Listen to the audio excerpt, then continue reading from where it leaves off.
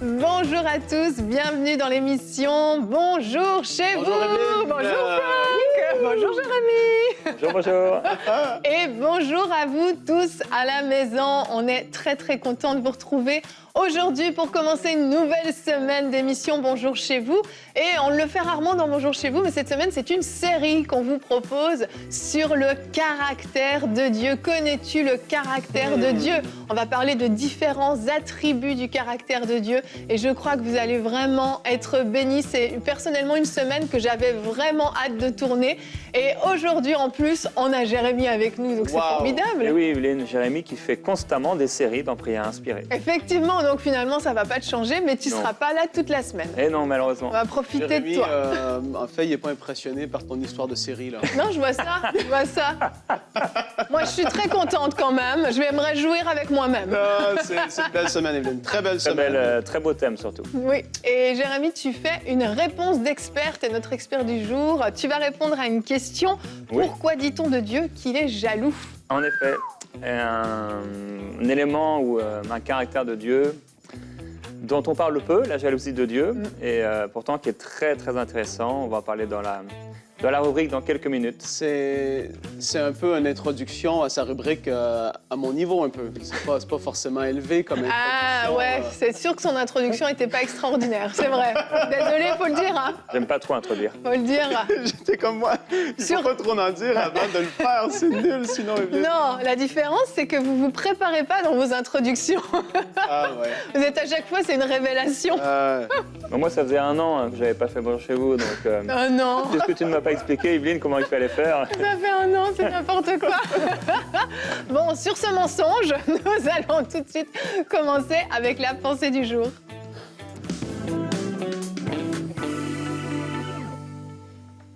Et on parle des différents attributs de Dieu, et puis on sait que Dieu est amour, c'est la chose que les gens aiment dire le plus, et c'est vrai, il est amour. C'est pas qu'il a un peu d'amour, il est amour, c'est énorme. Mais non seulement est-ce qu'il est amour, mais il est saint, il est juste, il est miséricordieux, rempli de grâce, il est bon, il est lent à la colère. Il y a tellement d'attributs qu'on peut donner à Dieu. Mais comme je dis, beaucoup de gens vont s'arrêter à Dieu est amour, et même, je ne sais pas si ça vous est déjà arrivé, mais en parlant avec quelqu'un qui forcément ne connaît pas tellement Dieu, ou en tout cas, il va avec la connaissance qu'il a, quelqu'un qui n'a jamais trop lu la parole de Dieu ou quoi que ce soit, lorsqu'on parle que Dieu est amour, oui, mais qu'il est juste et qu'il va y avoir soit un jugement, ou il va y avoir quelque chose qui va se passer, ben non, mais Dieu ne peut pas faire ça. Il est amour, il ne peut pas juger, il ne peut pas être méchant, il ne peut pas, entre guillemets, je le dis comme ça. Hein. Mais en fait, l'amour de Dieu réclame ou demande à ce que la justice soit faite. Amen. Parce que dans le fait qu'il soit parfaitement et entièrement amour, ben, il doit être juste en même temps. Et aujourd'hui, je veux qu'on puisse s'attarder sur la justice de Dieu. On va lire ensemble quelques passages, surtout dans Actes, chapitre 10 et le verset 42.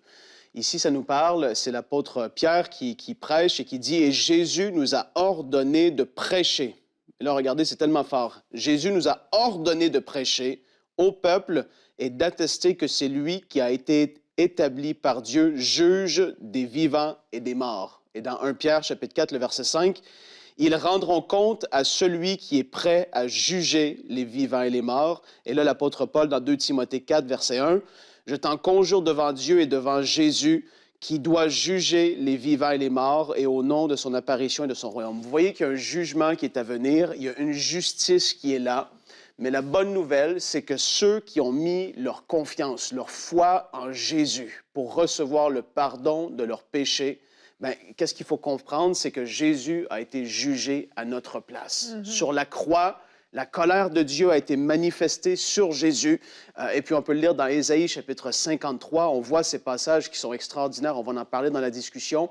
Mais Jésus a été jugé à la place de ceux qui ont mis leur foi en lui. C'est énorme, c'est extraordinaire. Mais sachez-le que ça ne veut pas dire que Dieu est amour, qu'il n'est pas juste ou qu'il n'y aura pas de jugement à venir. Et sachez-le, tous les jugements de Dieu, depuis le début de l'humanité, ont été parfaitement justes. Dieu, lorsqu'il juge, c'est juste. C'est parce qu'il y avait une raison d'agir de la sorte. Et puis voilà, on va en parler un petit peu plus dans la discussion, mais c'est un thème qui est extraordinaire. Dieu est juste, il est bon, il nous aime, et puis lorsque on met notre foi en lui, on est de son côté, on n'a rien à craindre. Amen, amen. Merci d'avoir cité plusieurs versets parce que je trouve que c'est un thème qui est quand même pas facile. C'est hyper important. On est en train de parler de qui est Dieu quand même et on a conscience de la responsabilité que ça implique. Ouais. Et la Bible nous a parlé en fait de Dieu, de son caractère, de sa personne. À travers toutes les pages de la parole de Dieu, en fait, on découvre chacun des attributs de Dieu qui se manifestent différents selon les circonstances, mais c'est toujours dans une parfaite justice, effectivement. Et pourquoi aujourd'hui on a voulu commencer par parler de la justice de Dieu? Parce que si on ne comprend pas la justice de Dieu, on ne peut pas comprendre son amour, on ne peut pas comprendre sa sainteté, on est limité de comprendre le reste. La justice de Dieu est parfaite et on va regarder tout de suite notre verset du jour qui aujourd'hui est dans Deutéronome au chapitre 32 et au verset 4. Il est le rocher. Ce qu'il accomplit est parfait, car toutes ses voies sont justes. C'est un Dieu fidèle et dépourvu d'injustice. Il est juste et droit. Ce verset, on a l'impression qu'on répète la même chose 3 fois, mais c'était pour insister sur la justice de Dieu. Et cet amour dont tu parles au début ne pourrait pas être si parfait si, effectivement, il n'était pas jumelé à de la justice. Juste dire « j'aime tout le monde, peu importe ce qui est fait, peu importe, il n'y a pas de jugement, il y a juste de l'amour, et puis chacun fait ce qu'il veut sur la terre, puis c'est du gros n'importe quoi ». C'est pas ça l'amour. C'est un amour qui est tellement bon, qui nous garde, qui nous préserve dans cette justice. Et c'est là toute la grandeur de la justice de Dieu, en fait. Il y a aussi, en tout cas, je reviens sur des expériences que j'ai vécues avec plusieurs personnes lorsqu'on parle de Dieu avec eux et que tu apprends et que tu vois la façon que la personne peut percevoir Dieu.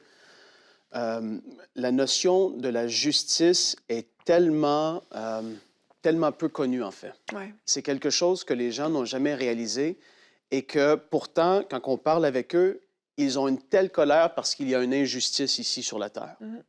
J'aime pouvoir parler avec des personnes et leur dire, tu as ce ressenti-là.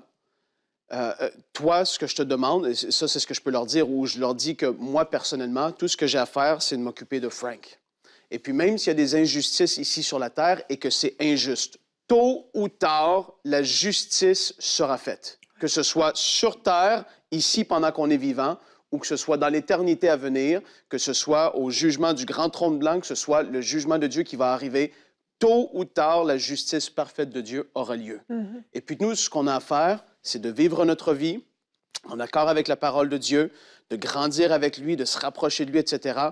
Mais tôt ou tard, la justice de Dieu va se manifester. Et ça, c'est, en tout cas, à quelque part, c'est certainement un baume sur notre cœur et c'est une espérance qui est là. Et si on a vécu des injustices, on a fait des émissions dans Bonjour chez vous sur l'injustice. Des fois, des personnes qui vivent des choses complètement injustes. Et oui, c'est malheureux, mais tôt ou tard, la justice de Dieu va parler. Et lorsqu'elle va se manifester, je veux dire, c'est comme si tu te retrouves en cours et toutes les preuves sont là contre toi. Ouais. Là, il ne va rien manquer. Quand Dieu va parler, il va dire, voici pourquoi.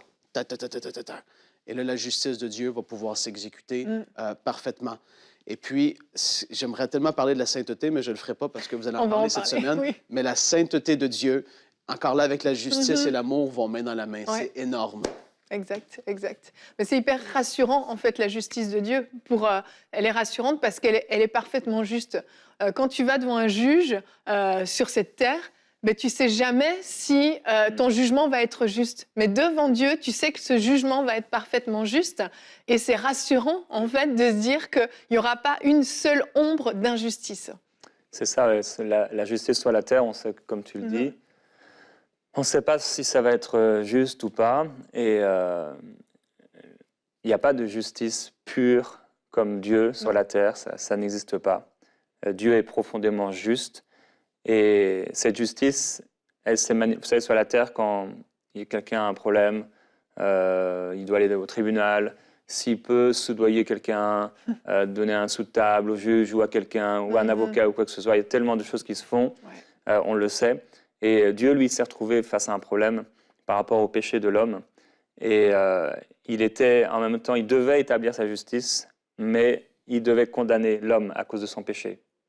Et sa justice s'est manifestée, mais en même temps, avec son amour et son intelligence, parce que toute la culpabilité, la condamnation qui devait peser sur nous et qui devait nous amener loin de lui pour l'éternité, a été placée sur Jésus. Et Dieu a été extrêmement intelligent dans sa justice, il est resté juste, et Jésus-Christ est mort à notre place, et il nous a fait maintenant justice de Dieu. Christ a été fait justice de Dieu, mais il nous a justifiés.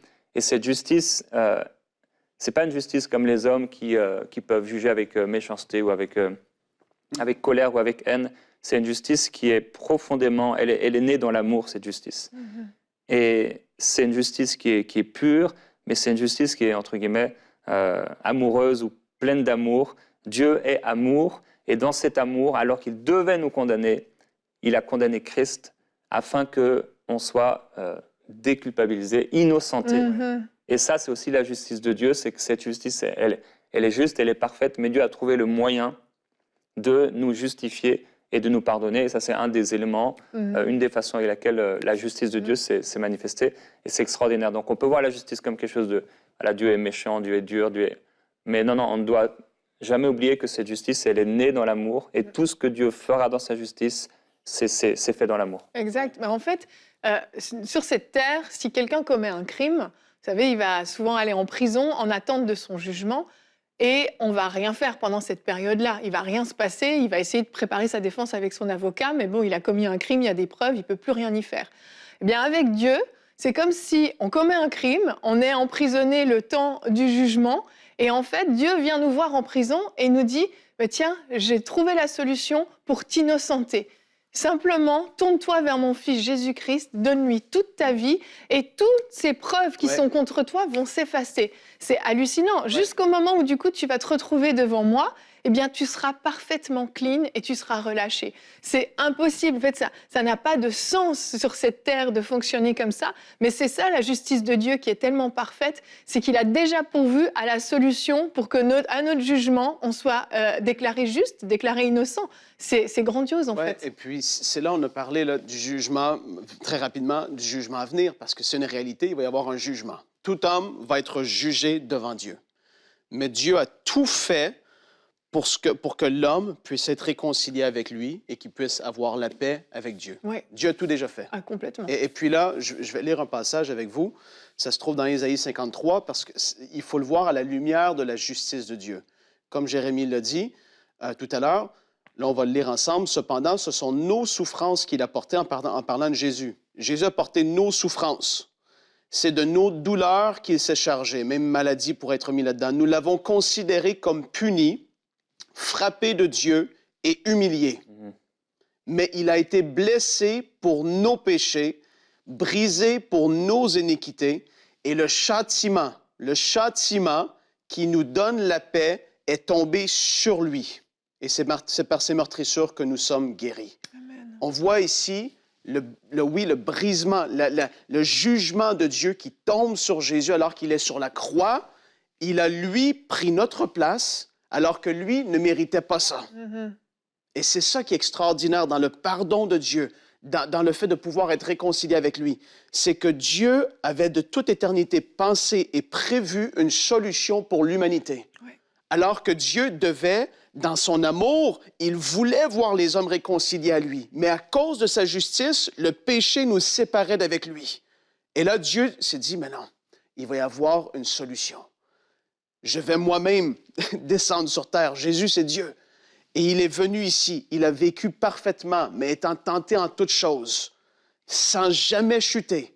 Et il a dit, moi, je vais mourir à la place de chaque homme sur cette terre. Autant que le péché est venu par un homme, Adam, autant la justification est venue par un homme, Jésus. Et ça, c'est extraordinaire. Donc, Jésus a pris notre place sur cette croix pour que la justice de Dieu ne nous tombe plus, nous, dessus, nous qui avons mis notre confiance en lui, qui avons dit, oui, je t'accepte, je te demande pardon pour mes péchés, je crois que tu es celui qui a pris ma place, etc. Quand quelqu'un crie à Dieu d'un cœur sincère et que cette personne-là naît de nouveau, bien voilà la justice de Dieu et Dieu voit notre dossier criminel, entre guillemets, je le dis comme ça, mais toutes les choses qui pesaient contre nous, il dit, wow, il met Jésus devant et ça a été lavé, entièrement effacé. Et Dieu, maintenant, lorsqu'il voit Frank, lorsqu'il voit Jérémie, lorsqu'il voit Evelyne, lorsqu'il vous voit, si vous êtes sauvés, ben, il ne voit plus quelqu'un qui va être jugé, mais il voit un enfant de Dieu qui a été justifié par Jésus. Et ça, c'est extraordinaire. Le plan de Dieu. Donc, c'est ça la bonne nouvelle. Comme j'ai dit, on n'a pas à avoir peur de quoi que ce soit, du jugement à venir. Jésus a pris notre place déjà. Et nous, on a été entièrement justifiés. On est la justice de Dieu. On peut s'approcher de lui avec un cœur sincère. On peut s'approcher, la Bible dit, avec assurance du trône de la grâce. On peut entrer dans la présence de Dieu parce qu'on est juste, parce qu'on a été justifié. C'est extraordinaire. Amen. Cette semaine, j'ai fait un rêve. La veille, on avait, avec Annabelle, on conseillait un couple qu'on connaît. Et dans ce couple, le mari a fait quelques fautes. Et la nuit, j'ai fait un rêve d'un homme qui avait fait quelque chose de mal. Et il était un peu comme poursuivi. Il devait rendre ce qu'il avait volé. Mais sur la route, jusqu'à rendre ce qu'il avait volé, il a fait preuve de compassion envers 2 personnes. Et je me suis réveillé avec une parole dans ma bouche. J'ai entendu en fait cette parole. La bienveillance d'un cœur vaut plus que les fautes d'un ami. Et j'aimerais juste conclure sur ce point-là, c'est que, comme on l'a dit, oui, Dieu est juste, mais son amour est plus grand que nos fautes. Et la bienveillance du cœur de Dieu est plus grande que toutes les fautes qu'on a pu faire. Et c'est ça qui nous rassure, comme tu l'as dit, on est rassuré à cause de son amour. Je sais que Dieu sera juste, c'est vrai, mais je sais en même temps que si j'ai péché, si j'ai fait du mal, et si demain je fais du mal à nouveau, l'amour de Dieu, la bienveillance de Dieu, si je me repens, sera plus grande que toutes les fautes que j'ai pu faire. Oui. Et ça, c'est extraordinaire. Ça vaut pour un meurtrier, ça vaut pour quelqu'un qui a péché une fois, ça vaut pour quelqu'un qui pratique le péché mais qui un jour va se repentir. Dieu sera profondément juste dans le fait que si cette personne se repent, la condamnation qui devait peser sur lui a été déjà déplacée sur Jésus-Christ. La bienveillance du cœur de Dieu vaut plus que les fautes d'un ami, même si on est nous-mêmes l'ami de Dieu. Dieu, dans son amour, sera juste. Et cette justice, c'est que Christ a été condamné à notre place. Ouais. Amen, amen. C'est ça, la justice. Peu importe ce que tu fais, il n'y en a pas un pire qu'un autre. On est tous séparés de Dieu, mais que lui l'a pourvu. C'est extraordinaire. J'ai envie qu'on continue de parler pendant 1h30 de ça, Evelyne. Ce serait formidable, mais on ne peut pas. Non, moi, je veux parler de la jalousie, comme ça fait 1 an que je ne suis pas venu. On est en 2022, donc il y a 1 an, on était en 2021, Evelyne. J'ai bien compris. Voilà. Avant que tu puisses nous parler de la justice, de la jalousie de Dieu, j'aimerais juste vous donner l'opportunité. Si c'est pour vous la première fois que vous comprenez la justice de Dieu, vos yeux s'ouvrent et vous venez de comprendre, mais OK, c'est ça la justice de Dieu. J'avais jamais compris. Vous avez compris le jugement à venir. Vous avez compris la bonté, l'amour de Dieu pour vous. J'aimerais juste vous donner l'opportunité. Vous pouvez simplement vous tourner vers Dieu et lui dire: mon Dieu, j'ai compris aujourd'hui ta justice. J'ai compris aujourd'hui que j'ai besoin d'être sauvé, que mon casier judiciaire a besoin d'être effacé. Et je te demande pardon pour tout ce que j'ai fait dans ma vie, toutes ces mauvaises choses que j'ai pu faire. Et aujourd'hui, je prends la décision de te donner ma vie. Je me repens sincèrement. Je prends la décision de marcher d'une manière digne de la parole de Dieu. Et je m'engage, Seigneur, à devenir vraiment ton enfant. Et je crois vraiment que Dieu vous accueille et que Dieu efface ce casier judiciaire, que Dieu efface toutes ces fautes qui étaient contre vous. Et vous pouvez aujourd'hui vous réjouir de devenir un enfant de Dieu. Oui, vous êtes aujourd'hui devenu un enfant de Dieu et vous allez pouvoir marcher comme Dieu veut que vous marchiez. On va enchaîner, Jérémie, on va parler d'un sujet important qui est souvent très mal compris d'ailleurs, dans la rubrique « Réponse d'experts ».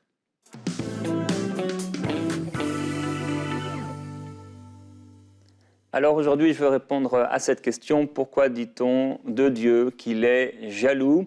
Alors selon le livre de Deutéronome, mais également dans plusieurs passages, comme nous allons le voir, la Bible nous dit que Dieu est un Dieu jaloux. Et le Seigneur m'a parlé de cette jalousie plusieurs fois, particulièrement dans des rêves. Le premier, c'était il y a 6 ans, où Dieu m'a montré un événement. Il m'a montré comment il pouvait être jaloux de nous, comme un mari pourrait être jaloux par rapport à son épouse. Et j'aimerais introduire en disant qu'on oublie souvent que beaucoup de sentiments que vivent les humains sont avant tout des sentiments que Dieu expérimente aussi. Par exemple, quand des parents ont un enfant, les parents sont heureux, ils préparent tout ce qu'il faut pour l'enfant, ils vont acheter tout ce qu'il faut, et cette joie que les parents peuvent éprouver parce que l'enfant arrive, bien, c'est pas les hommes qui l'ont inventée. Cette joie, c'est Dieu.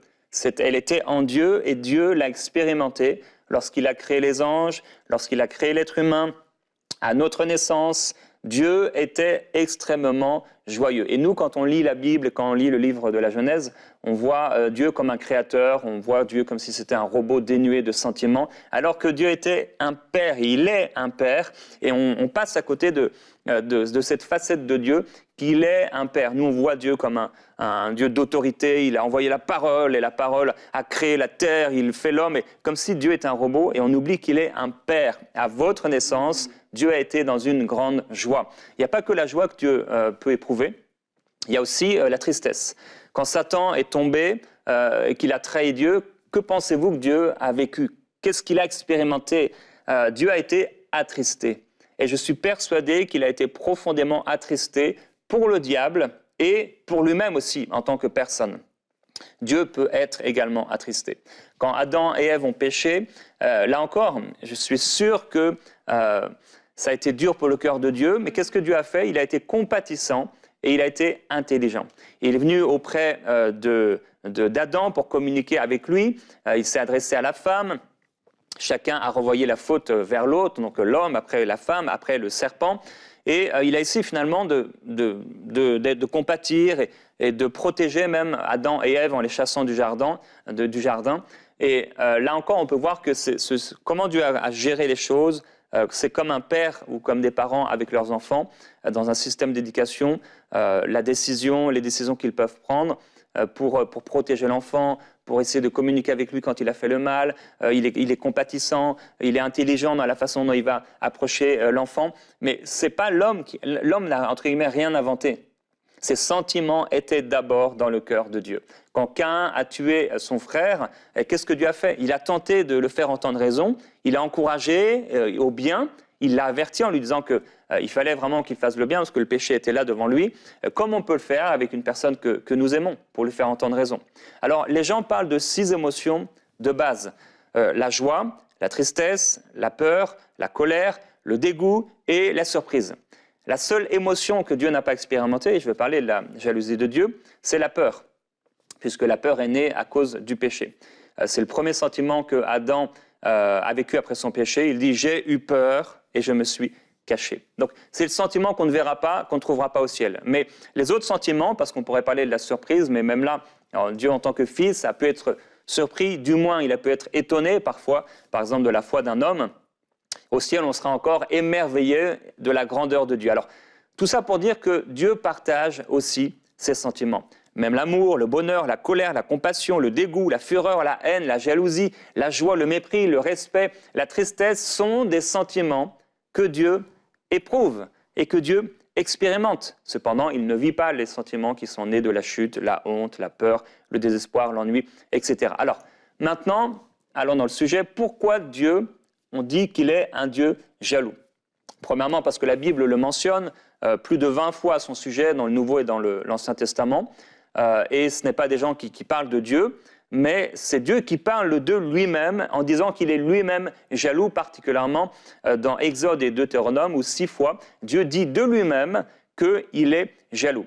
Et je vais vous apprendre, ou peut-être vous rappeler cette vérité, quelque chose au sujet de la jalousie de Dieu, c'est que non seulement Dieu le dit de lui-même, mais c'est son nom.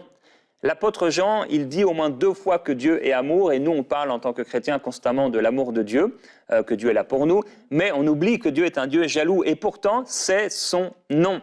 Il est écrit « Tu ne te prosterneras pas devant un autre Dieu, car l'Éternel porte le nom de jaloux. Il est un Dieu jaloux. » J'ai parlé des sentiments des hommes qui sont souvent similaires à ceux de Dieu, hormis ceux qui sont nés dans la chute, à cause de la chute. Bien, je crois que Dieu restera toujours jaloux à notre égard, même dans l'éternité, car Dieu est profondément jaloux vis-à-vis de son amour pour nous à cause de son alliance. Dieu ne changera pas son nom, il est un Dieu jaloux, et c'est aussi pourquoi il ne nous laisse pas faire n'importe quoi. Et son esprit nous pousse à nous offrir à lui, à être un temple saint pour lui, à lui appartenir en propre, à vivre à 100% pour lui, à ne pas partager notre cœur entre lui et les choses de ce monde, à ne pas nous enivrer de vin, mais à nous enivrer de sa présence. Dieu ne cesse de démontrer sa jalousie à son égard. Je vais prendre un exemple. je ne sais pas si vous êtes, imaginez en tout cas que vous soyez marié, si vous ne l'êtes pas déjà, et que vous êtes follement amoureux ou amoureuse de votre conjoint, si vous ne l'êtes pas déjà. Et imaginez que vous êtes entre amis au bord d'une piscine, vous voyez votre femme sortir de l'eau parce que son haut de maillot peut-être est tombé dans la piscine, et là vous la voyez, elle sort de la piscine, elle ne cache pas sa poitrine ou presque pas. Comment vous allez réagir? Vous allez être certainement fâché, mais avant ça vous allez être choqué et vous allez vouloir la couvrir. Et maintenant, imaginez qu'elle prend la chose à la légère et dit « Oh non, c'est pas grave, il n'y a rien de grave, t'en fais une montagne, c'est pas grave, ça m'a pas dérangé que tes amis me voient ma poitrine. » Non seulement vous allez être fâché et choqué, mais maintenant vous allez être indigné, vous allez être attristé et vous allez être meurtri dans votre cœur. Et si vous l'aimez vraiment, vous allez même pleurer de cette situation parce que vous voyez qu'elle s'en fiche en fait. Ça ne lui importe peu d'être là, dénudé devant vos amis. Qu'est-ce qui va se passer? C'est que vous allez être jaloux. Parce que cette poitrine, c'est la vôtre. Elle n'appartient à personne d'autre. Vous refusez que notre personne la voie, la désire, la regarde, s'en empare. La Bible dit que la jalousie, suite à un adultère, rend un homme furieux. Et il est sans pitié le jour de la vengeance. Eh bien, Dieu est profondément jaloux à votre sujet, à notre sujet. Cet amour intense de l'homme pour la femme vient du cœur de Dieu, pour l'épouse que nous sommes. Et quand Dieu voit que nous montrons en quelque sorte notre nudité à un autre que lui, il est profondément attristé, surtout s'il voit en nous une désinvolture, comme si ce péché n'était pas quelque chose de grave, comme si ce n'était pas si grave de partager notre cœur avec les choses de ce monde, comme si ce n'était pas si grave de pécher ou de faire du mal à Dieu. C'est une chose de pécher envers Dieu, mais c'en est une autre de n'avoir aucun remords et de banaliser, de minimiser la chose comme si ce n'était pas important. Ça, c'est ce qui fait mal au cœur de Dieu. C'est une chose de péché. Et comme dans l'exemple que j'ai donné, nous ne voudrions pas vivre ça. Nous serions extrêmement jaloux qu'un autre homme touche notre épouse, ou si vous êtes une femme, qu'une autre femme touche votre époux. Eh bien, cette jalousie, elle est née d'abord dans le cœur de Dieu, parce que Dieu nous aime, qu'il a fait alliance avec nous, que nous sommes sa propriété, sa créature. Et Paul, il dit dans Corinthiens, « Je suis jaloux avec une jalousie de Dieu à votre égard parce que je vous ai fiancé à un seul époux pour vous présenter à Christ comme une vierge pure. » Voilà la jalousie de Dieu à notre égard. Nous sommes fiancés avec Dieu. Et alors que l'époux revient, il faut que l'épouse se prépare. Pourquoi dit-on de Dieu qu'il est jaloux? Parce que la Bible nous le révèle, et bien parce que c'est également son nom. Dieu ne nous appelle pas à être des adultères, à partager notre cœur avec l'amour du monde et l'amour envers Dieu, mais c'est avec jalousie que Dieu aime l'esprit qu'il a mis en nous et qui habite en nous. Et je veux vous encourager à ne pas provoquer la jalousie du Seigneur, mais à être à 100% pour le Seigneur. Amen, merci. Excellent, vraiment très, très édifiant et très parlant. Je crois que certains d'entre vous ont beaucoup mieux compris la jalousie de Dieu et une jalousie qui finalement est sainte et qui est juste et qui est bonne. Ah ben ça tombe bien, ce sont les attributs de Dieu dont on va parler ces prochains jours. Demain, nous allons parler de l'amour de Dieu. Par quoi cherches-tu à combler ton cœur? Omer sera avec nous pour un conseil du coach, comment sortir de la dépendance affective. Merci beaucoup messieurs d'avoir été avec nous et je vous quitte avec ce verset.